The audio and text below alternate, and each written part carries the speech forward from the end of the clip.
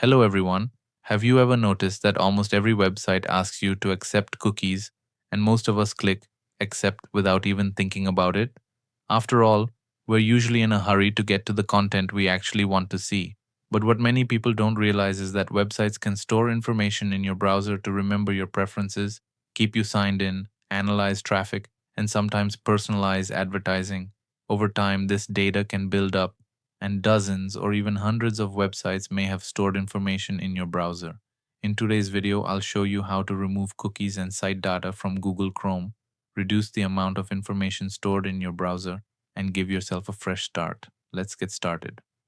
Before we begin, it's important to understand what cookies are. A cookie is a small file that a website saves in your browser. Some cookies are useful because they remember your login information, language preferences, and settings. Now let's see how to do it. Open Google Chrome on your phone, tap the three dots in the top right corner and select Settings. Next, tap Privacy and Security. At the top of the page, tap Delete Browsing Data. Now pay attention to the time range option. Many people leave it set to the default option such as the last hour or last 24 hours. If you want to remove all stored cookies and browsing data, tap on the time range and select All Time. Make sure cookies and site data is checked. You can also review the other options available and decide what else you'd like to remove.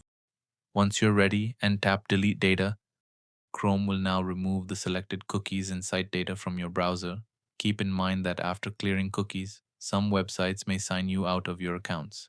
This is completely normal, and you'll simply need to log back in the next time you visit those websites. Your saved passwords won't be removed if they are stored in your Google account or password manager. That's it. By clearing cookies and site data from time to time, you can reduce the amount of stored website information in your browser and start fresh. Let me know in the comments if you were surprised by what you found. If this video helped you, don't forget to like the video, subscribe to the channel, and turn on notifications for more smartphone tips. Thanks for watching, and I'll see you in the next video.